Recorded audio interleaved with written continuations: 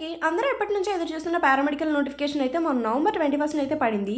అసలు ఇంకొక విషయం ఏంటంటే పారామెడికల్లో జాయిన్ అవ్వాలనుకుంటున్న వాళ్ళందరికీ వచ్చే కామన్ డౌట్స్ ఏంటంటే అసలు పారామెడికల్లో ఎలా జాయిన్ అవ్వాలి, అసలు పారామెడికల్లో ఏమేం కోర్సెస్ ఉంటాయి, నీట్ ఎంసెట్ కంపల్సరీ క్వాలిఫై అవ్వాలా, ఒకవేళ క్వాలిఫై అయితే ఎంత ర్యాంక్ రావాలి, పారామెడికల్ కౌన్సిలింగ్ ఎప్పుడు పడుతుంది, ఈ ఇయర్ లానే నవంబర్ డిసెంబర్లోనే పడుతుందా, ఇలాగే లేట్ అవుతుందా, ఒకవేళ ఇలా లేట్ అయితే మేము కాలేజ్కి ఎప్పుడు రావాలి, అసలు క్లాసెస్ ఎప్పుడు స్టార్ట్ అవుతాయి అని చెప్పేసి చాలా మందికి వచ్చే డౌట్స్ ఇవే.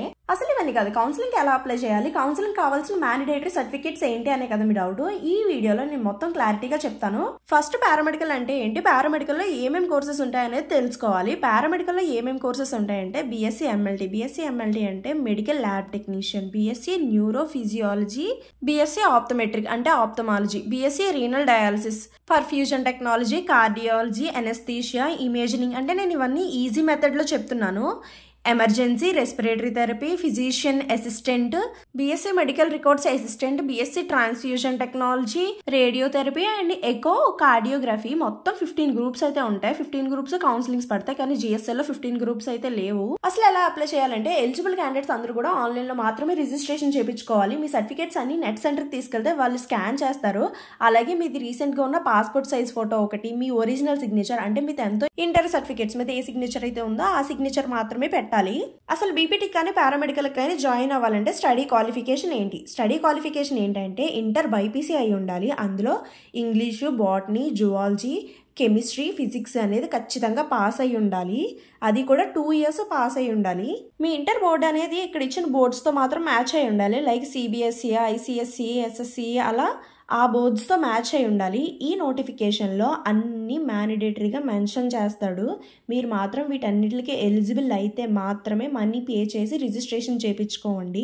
ఇన్ కేస్ దేనికైనా ఎలిజిబుల్ కాకపోతే చేయొద్దు. ఎందుకు వద్దంటున్నానంటే సీట్ వచ్చే ఛాన్సెస్ అయితే తక్కువ ఉంటాయి. ఎందుకు మనీ వేస్ట్ చేసుకోవడం అని అయితే చెప్తున్నాను.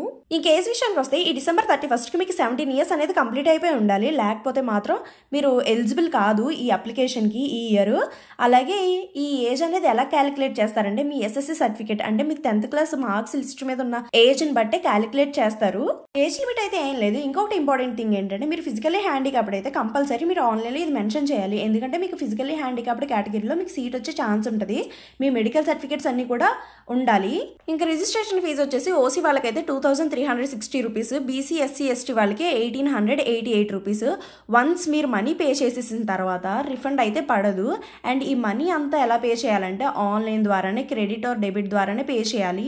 ఇంకా ఏమేమి సర్టిఫికేట్స్ కావాలంటే birth certificate mandatory, inter marks memo ఇది కూడా mandatory, 6th to 10th study certificate mandatory, inter study certificate mandatory, transfer certificate, latest caste certificate, latest parent income certificate, last 2 if applicable అయితే మాత్రమే. In case me parents last 10 years గా కానీ ప్రస్తుతం కానీ ఎంఆర్ఓగా కానీ తహసీల్దార్గా కానీ వర్క్ చేస్తూ ఉంటే రెసిడెంట్ సర్టిఫికేట్ మ్యాండేటరీగా కావాలి.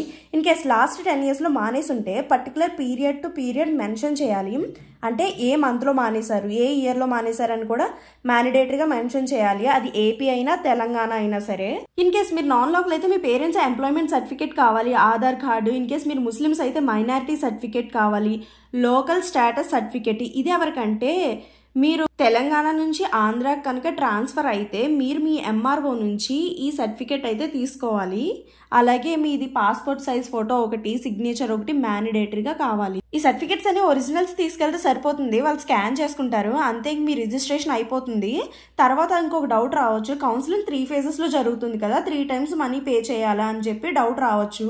మీరైతే మళ్ళీ ఏం మనీ పే చేయక్కర్లేదు. ఈ అప్లికేషన్నే 3 phases కి కన్సిడర్ చేస్తారు.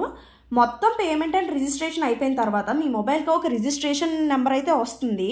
అది మీకు ఎలా యూజ్ అవుతుందంటే ఈ రిజిస్ట్రేషన్ అయిపోయిన తర్వాత మీకు ఒక క్వాలిఫికేషన్ లిస్ట్ అయితే రిలీజ్ చేస్తారు. ఆ లిస్ట్లో మీ నేమ్ ఉందా లేదా అని చెప్పేసి మీ రిజిస్ట్రేషన్ నెంబర్ అయితే మీకు యూజ్ అవుతుంది.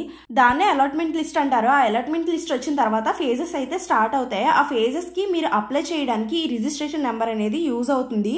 మీరు దీన్ని ఎవరితోని డిస్కస్ చేయకూడదు, అలాగే షేర్ కూడా చేయకండి. నేను మీకు ఇచ్చే సజెషన్ ఏంటంటే రిజిస్ట్రేషన్ మీరు నెట్ సెంటర్కి వెళ్ళి చేయించుకోండి. ఎందుకంటే డాక్యుమెంట్ స్కాన్ చేసి పీడిఎఫ్ ఫార్మేట్లో మాత్రమే అప్లై చేయాలి. ఇన్ కేసు ఏ డాక్యుమెంట్ తేడా పెట్టినా, ఏ స్టెప్ రాంగ్ చేసినా రిజిస్ట్రేషన్ మొత్తం ఫెయిల్ అవుతుంది. మీరు పే చేసిన మనీ కూడా వేస్ట్ అవుతుంది. అందుకే ఒకసారి సరి చూసుకుని పెట్టండి.